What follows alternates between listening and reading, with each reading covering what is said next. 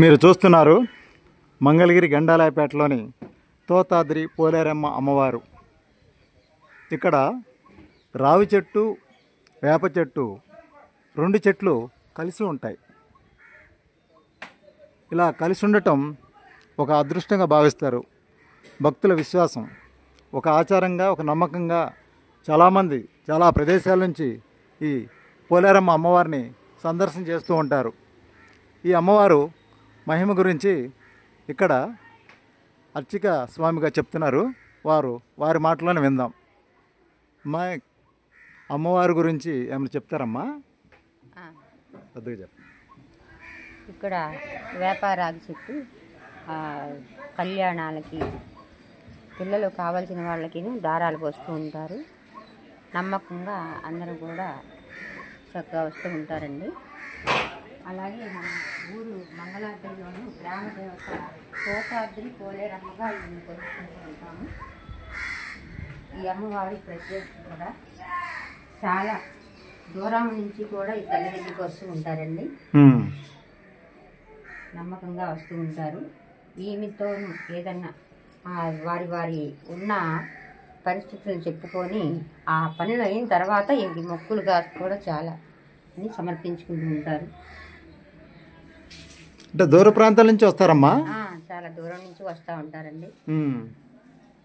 వచ్చిన వాళ్ళు వచ్చి వెళ్ళినప్పుడు మళ్ళీ వాళ్ళు వచ్చి మాకు ఇలాగ పలానా అప్పుడు ఇలాగ వచ్చామండి, మాకు ఈ పని అయిందండి, పిల్లలకి వివాహం అయిందండి, జాబ్ వచ్చిందండి, ఇట్లాగా కూడా చెప్తా ఉంటారు. సంతానం కావాల్సిన వాళ్ళు కూడా ఈ అమ్మవారికి మేము పేరు పెట్టుకుంటామండి అని కూడా ఒక అక్షరం కలుపుకొని, అంటే అమ్మవారిని నమ్ముకుంటే వాళ్ళకి మేలు జరిగింది, మంచి జరుగుతుంది అన్నమాట.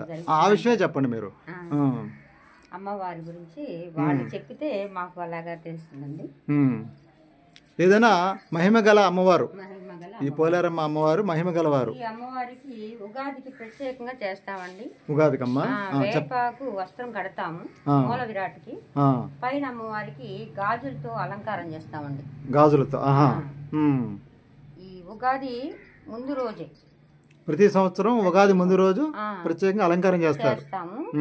రాగి జావ అందరితోనూ కూడా ఈ సద్ది నైవేద్యాలు ఉట్టప్పుడు కుదిరిన వాళ్ళు కూడా అప్పుడు కంపల్సరిగా మీరు తీసుకురావాలని చెప్తాము. అలాగే ఇప్పుడు చెప్పకుండానే వాళ్ళే తెస్తూ ఉన్నారు. ఉగాదికి ఇక్కడ ఈ పని ఈ పూజ జరుగుతుంది అని.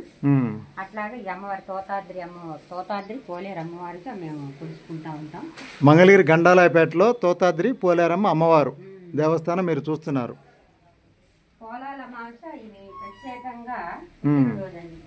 అమ్మవారి పుట్టినరోజు ఎప్పుడు చేస్తారమ్మా? పోలాల మాసం అండి. శ్రావణ మాసంలోను మొక్కులు చెల్లించుకున్న వాళ్ళు అందరూ వచ్చిన తర్వాత వినాయక చవితి వచ్చే ముందు, వినాయక చవితికి ముందు రోజు ముందు రోజు కాదండి, వినాయక చవితికి ముందు వచ్చే అమావాస్య ఈ తల్లి జయంతి. ప్రతి సంవత్సరం వినాయక చవితికి ముందు వచ్చే అమావాస్యకి అమ్మవారి పుట్టినరోజు పోలాల అమావాస్య.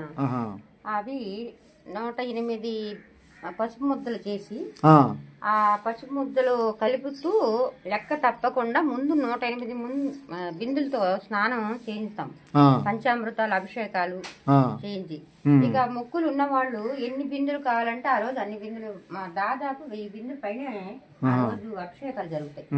ప్రత్యేకంగా కుంకుమార్చన జరుగుద్దమ్మా. కుంకుమార్చన అండి శ్రీ సూక్తంతో అమ్మవారికి చేస్తూ ఉంటాము. అలాగే అష్టోత్తరాలు ఉన్నాయి, పోలేరమ్మ అష్టోత్తరాలు ఉన్నాయి, అవి దండకాలు కూడా ఉన్నాయండి. ఆ రోజు చాలా ప్రాంతాల నుంచి వస్తారండి పోలాల అమావాస్యకి బాగా చేస్తారు అమ్మవారి పూజా కార్యక్రమం. ఆ రోజు శ్రావణ మాసంలో వచ్చింది కమ్మది. శ్రావణ మాసం తర్వాత పోలాల అమావాస్య. ఆ రోజు అన్నదాన కార్యక్రమం చెప్పారమ్మా ఇందాక. అన్నదాన కార్యక్రమం జరుగుద్దా? బాగా జరుగుతుందండి అన్నదాన కార్యక్రమం కూడా. ఇప్పుడు దాదాపు 3000 దాటి 5000 దాకా వచ్చాయి భక్తులు. విజయవాడ, గుంటూరు దూర ప్రాంతాల నుంచి కూడా వస్తూ ఉంటారు. చాలా దూరం నుంచి వస్తూ ఉంటారు. నమ్మకంగా అమ్మవారు ఈ తల్లి దగ్గర ఒక మాట అనుకుంటే అది ధర్మబద్ధమైన మాటను ఆ తల్లి నెరవేరుస్తుందని ప్రసిద్ధి అండి.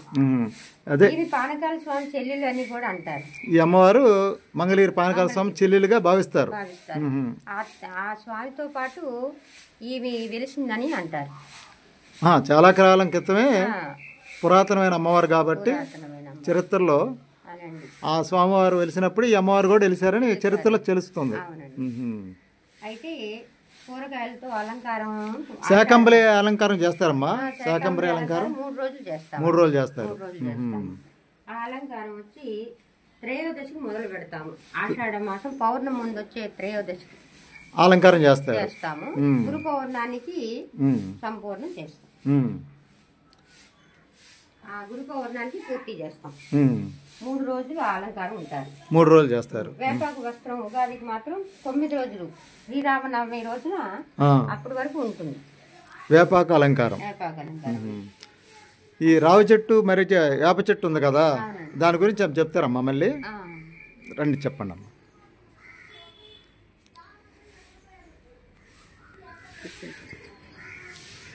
ఇట్లా చెట్లు కలిసి ఉండే కదమ్మా, ఇలా కలిసి ఉండటం చాలా అరుదుగా ఉంటుంది. అక్కడక్కడే కొన్ని ప్రాంతాల్లోనే కనిపిస్తూ ఉంటుంది. అదే ఈ ప్రాంతంలో ఇది ప్రత్యేకంగా చెప్పుకుంటారు. రావి చెట్టు ఒకటి అమ్మవారు అంటే వేప చెట్టు లక్ష్మీదేవి స్వరూపం అంటారు, త్రిమూర్త స్వరూపం అంటారు వేప చెట్టు. అలాగే త్రిమూర్త స్వరూపం ఈ రావి చెట్టు. అయితే కింద భాగంలో బ్రహ్మభారతి అంటే బ్రహ్మ గారు, చతుర్ముఖ బ్రహ్మగారు, సరస్వతి అమ్మవారు కూడా ఉన్నారంటారు. మయంలోను లక్ష్మీనారాయణ స్వాములు ఉన్నారంటారు. ఈ పై భాగాన్ని వచ్చి శివపార్వతులు ఉన్నారంటారు. శివ పరివారం విష్ణు, మొత్తం రామ పరివారం అన్నట్టు. అట్లాగా ఇక్కడున్న విధంగా ఎక్కడ లేదంటారు. అంటే చాలా అమ్మవారిని కనిపించకుండా స్వామివారు అంతా కలిపేసి ఉంచారు. అట్లాగా ఈ ఆకారంలో ఎక్కడ లేదని వచ్చిన భక్తులు అంటూ ఉంటారు. అయితే పిల్లల కోసం గాని వివాహాల కోసం గాని సమస్యలు ఏమున్నా గాని దారాలు పోసి చేస్తుంటారు. అలాగే కళ్యాణాలు జరుగుతాయండి. కళ్యాణం చేస్తారమ్మా ఇక్కడ. కళ్యాణం చేస్తుంటారు. ఇక్కడ హోమాలు, శాంతి కళ్యాణం, శాంతి హోమాలు చేస్తూ ఉంటారు. ఇక్కడండి హోమాలు జరుగుతూ ఉంటాయి. అప్పుడు ప్రత్యేకంగా పంతులు గారు వచ్చి చేస్తూ ఉంటారండి. ప్రత్యేకంగా పంతులు గారు వచ్చి ఆ రోజు చేస్తారు. వారు తీసుకొచ్చి అంటే జాతకాలు చూపించి కూడా కళ్యాణాలు చేసి శాంతి హోమాలు చేస్తారు. అలాగే సుబ్రహ్మణ్యేశ్వర స్వామి వల్లి దేవసేన సమేతంగా ఉన్నారు. వారికి కూడా కలశ స్థాపనతోటి వీరికి పంచామృతాలతో అభిషేకాలు చేస్తారు. కలశాలు పెట్టి కళ్యాణాలు కూడా చేస్తూ ఉంటారు. ఈ సుబ్రహ్మణ్యేశ్వర వల్లి దేవసేన సమేత సుబ్రహ్మణ్య స్వామి. ఆషాఢ అమావాస్యకి చౌడేశ్వరి జయంతిగా ఈ తల్లి చౌడేశ్వరి అమ్మవారు ఆషాఢ మాస అమావాస్య. ఇలాగా ఈ ఆలయం ఇట్లా నిర్మాణం అయిందండి. ఇదిగోండి ఈ ఆలయం నిర్మాణం అయింది. మంగళగిరి గండాలయపేటలో ఏం చేస్తున్నా పోలేరమ్మ అమ్మవారి దేవస్థానాన్ని చూస్తున్నారు. 1999.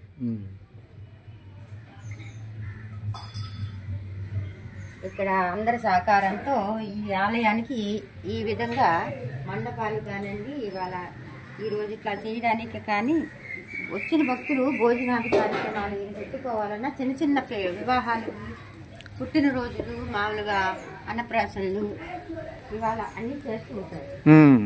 ఇక్కడ జరుపుకుంటారండి. పేరు పెడతాలు అన్నీ ఉంటాయి, నామకరణలు.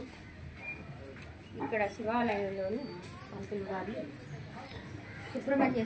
సుబ్రహ్మణ్య స్వామి వారు. ఈయన సుబ్రహ్మణ్యేశ్వర స్వామి.